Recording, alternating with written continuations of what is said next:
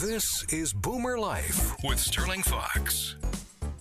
Well, good evening. Welcome to Boomer Life here on AM 650. Delighted to have Dr. Ted Venema, audiologist, back in studio with us from NextGen and Mainland Hearing. It's always fun to talk about hearing on the radio on Boomer Life. Ted, nice to see you again. It's great to be back here. Becoming a regular. Well, you are becoming a regular. You know, we've been doing Boomer Life for over a year now here on AM 650, and you're the first person, you and your friend Mark are the first two people to talk about hearing with us on this series of programs. We were seriously overdue, and it's just a joy to have you come back with us because this is, especially for a program called Boomer Life, you're talking to people who, like it or not, according to their birth certificates, are kind of in line for some, shall we say, degenerative things going on around them.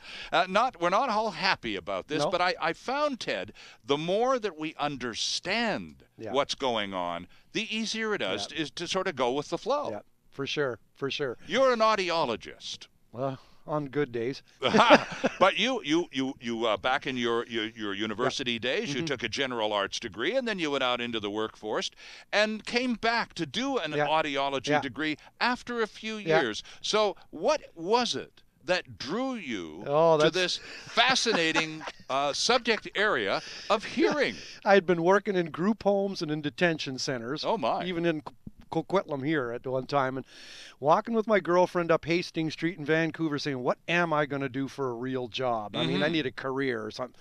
She was a librarian, and she said, you should go into, let me look at it. Came back the next day, you should become a speech therapist. Okay. A speech therapist. Yeah, you're kind of a yacker, you like imitating people. And I thought, cool. So I applied to Western Washington in Bellingham, and I went into a speech pathology program. Okay. And like many audiologists of my day, we never heard of audiology. You heard of speech.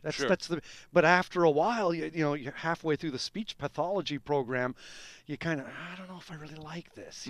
See, we switched to the hearing side because all audiologists have to take speech, and all speech therapists or speech language pathologists have to take some audiology. So the two are kind of fused, and then you get your master's in one or the other. Okay. So I was halfway through grad school in speech therapy, and I hated it. I switched to audiology. But you just found that the course content from the other side of the program was infinitely more interesting. It was kind of like optometry, but for the ear. Right. For me, it was more focused, and I was dealing on one particular organ, the ear. So I really liked it, And in later years, you created a program at Conestoga College in Kitchener, Ontario. You did a little groundbreaking back there. Yep. I've never started my own business, but I have started a college program. Yeah, it's a 2-year program, still in existence, and they train hearing instrument practitioners. Now, that is like an optician compared to an optometrist. An audiologist is a master's degree trained,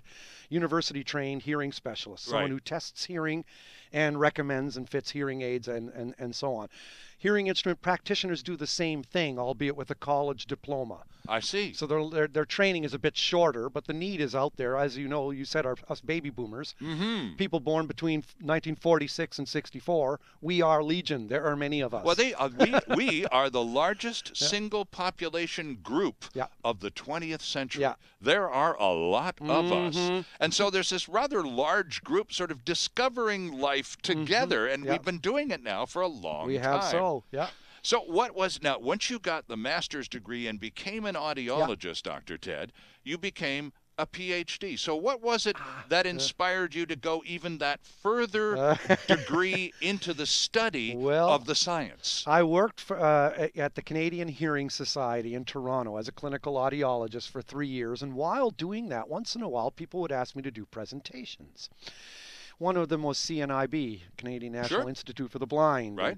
Several hospitals and stuff. And I said to myself, I like teaching. I like talking. I like explaining even more than I like doing it. Okay. So I thought, I think I'll become a prof in audiology. Why not? My profs are sometimes, I thought if they can do it, so can I. Okay. So I went down to the University of Oklahoma, y'all.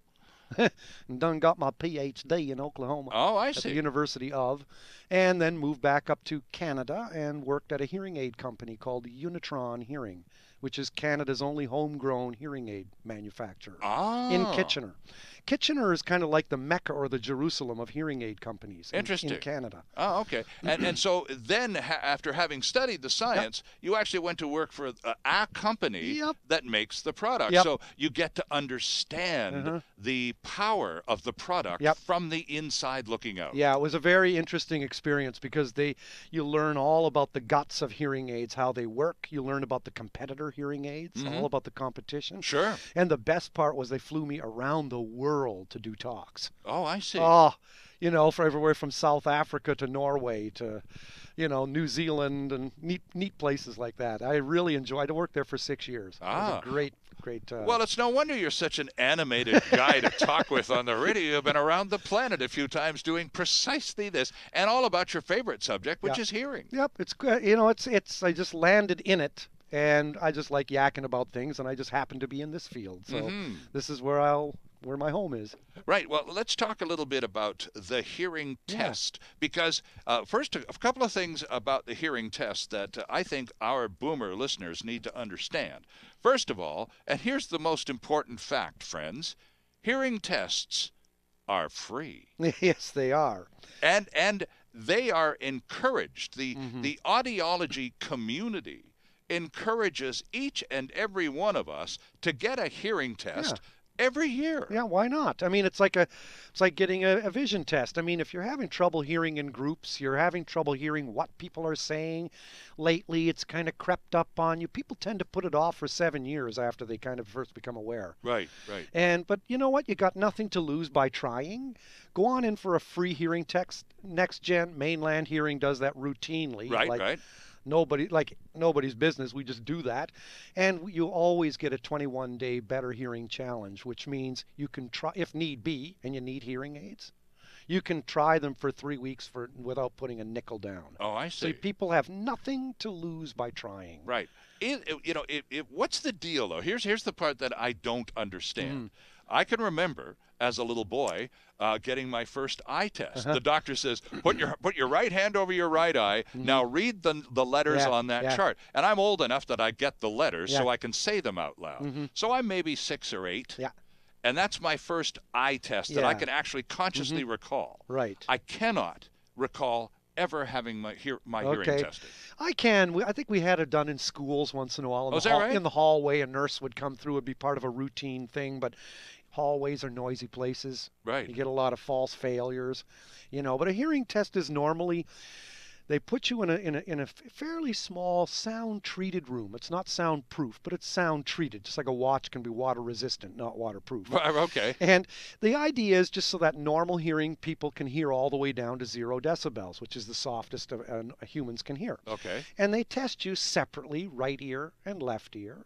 And they give you tones, and you're to push a button or raise a hand every time you hear a tone. And they'll test the right ear first maybe, and then the left ear. But at any rate, the idea is they lower and lower and lower the intensity or the loudness of the tones until you can't hear it anymore. Okay. And that way they find your hearing level in decibels. How many decibels did it take you to hear middle C? How many decibels did it take for you to hear high C on a piano? All right. And they'll keep going higher up in octaves. There's about 7 different octaves that they test you at. Okay. That you're tested with, and that's done separately for the right ear and for the left ear. Okay, now I have to interject here. Go for it. That I took the challenge. You did so. That Dr. Ted, he hurled the gauntlet in my general direction a few weeks ago, and said you should go have a hearing test because it's going to come up on one of our future chats, and it would be really helpful if you knew what the heck you were talking about. Well, it is a weird science. Well, I figured, well, you got me there because I've never had one before. So, okay, off I went. Now, I went to the Mainland Hearing Office over on Kingsway, right near Metrotown. There you go. And I met with your colleague, a very nice man named Dr. Herman Lee, Good who fellow. Extremely professional, very patient, very calm, a very nice guy. Yeah, good. And of course, the test took about 30 to about 3/4 of an hour. About that. And that was partly, I think, because I talked a lot. If I had just shut up, I'm sure Dr. Lee would have been through with me in a half an hour. You have the same disease I do. Yeah, but so I gassed on a little bit, but he was quite patient with me.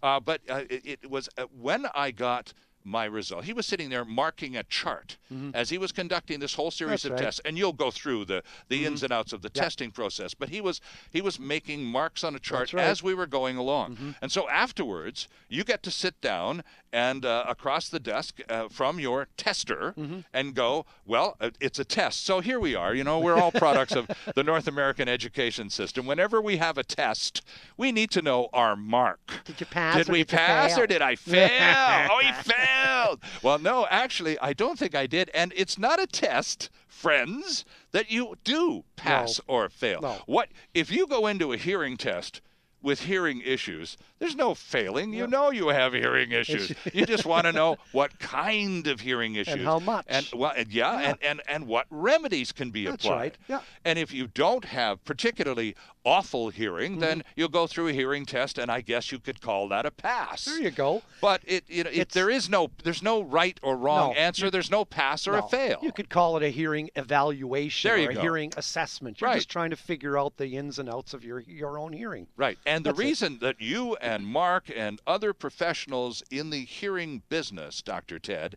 advise all of us to take an annual hearing test is simply to establish the benchmark. Yep. Now, I now have a hearing test benchmark. That's right. From last month, Dr. Lee's got it on file in Metrotown. So next year, in the spring, That's right. I'm going to get another hearing test, and then I'll be able to see, in the last 12 months, Has anything changed? That's right, Yeah. exactly. And that's the idea. And the cost for that assessment, both last month and a year from now, will still be the same. It will still be Nada. zero. And I mean, holy smokes. Yeah, I know. It's what the public often doesn't understand. I mean, there's just absolutely nothing to lose by just going for it and find out for yourself. Information is power. I mean, look, you might have some trouble hearing. You think you have a hearing loss, and an audiologist will test you, and maybe you don't. Right. You know, but it's like being stuck in traffic, and when you look over, oh, it's a truck tipped over. Oh, now I know what the cause is. Right. Oh, now you got the information. Right. Right, wrong, or indifferent is you're still stuck in traffic, but you're not as anxious about it. You've got information. Right. And that's the point. And the fact that the information is made available to you free of charge. Yeah. Okay, if that's the case, and if now we've completely identified it is a free and valuable service. If this is the case, Dr. Ted, why don't more of us pay more attention on an annual basis to our hearing in the same fashion we do to our vision? We believe in what we see. We can't. I suppose that's just true. We don't have. We can't. As see the old hearing saying loss. goes, "This plain as the nose on your face." Exactly. That I can see. Yeah. People, you can't see hearing loss. You can see blindness because you see the white cane. Yes. Right away, the arm comes out. Can I help you? Right. Hearing loss is different. The bananas are $1.49. What's that? I said the bananas are $1.49. Right. And people don't have the tether of patience when it comes to hearing loss. Right. They just tend to yell. Yep. And older people, and I'm afraid I'm kind of entering the ground level of that group. And I find, and I watch this happening to older people. My mom's 92 in a few weeks. And people who are in their 80s or 90s, particularly when being treated or addressed by a younger person, I think the assumption is they're all deaf, so you have to yell at them. And it's really... and my mother just goes absolutely ballistic. Exactly. And I'll get a little tug on my sleeve. Will you tell that person to stop yelling at me? Exactly. Yep. And I have to kind of be nice about it because if I don't, she won't be nice. I know. But the assumption is, Ted, that older people are all just deaf as a post, and you have to yell at them, and that's just not true. No, what the trick is, most people have treble hearing loss, not bass. Oh, okay. When you yell, you're raising up the bass. What people who are elderly cannot hear is the high-pitched sounds like S, F, TH, S, Ch, K. And those are the sounds. So they lack the clarity, not the loudness, it's the clarity. Right, right. It's the trouble with treble, because treble sounds give you the clarity of speech. Now, right. And it's the ability to distinguish the fine points between those sounds. And so if you just look, young people, this is a lesson to you. When you're speaking to your elders, let the person see your face. Right. And slow down a bit. Don't yell. Just slow your speech down a little bit and let the person use his eyes, in other words, his hearing aids. Right. To help distinguish what you're saying. Right. You just face the person, get his attention, let the person see you, and slow down. Well, you've traveled more than I have, but we've both done a lot of global travel. And when you're in a foreign country and you don't speak the language, and yet you want a meal, and the nice-looking serving person comes to your table, you look them in the eye, you absolutely engage them, you use body language or whatever gestures you find helpful, and by gosh, you're going to get a sandwich if it kills you. And you work it out. You get it done, and you don't yell once. No, and you don't repeat. Rephrase. That's another thing people make a mistake at. Just rephrase it. Say it a little differently, but let the person see you, for heaven's sakes. It's just called having a heart. That's right. On this episode of Boomer Life, it's just a real pleasure to have audiologist Dr. Ted Venema from Mainland Hearing and Next Gen Hearing back in studio with us. We're talking, of course, about the hearing test, among other things, on today's show. Having just taken one, I'll share my marks with you. We don't have passes or failures, but I did get marks, and I'll share them with you after we return from this. Canada's only weekly radio show dedicated to the baby boomer lifestyle. This is Boomer Life on AM 650.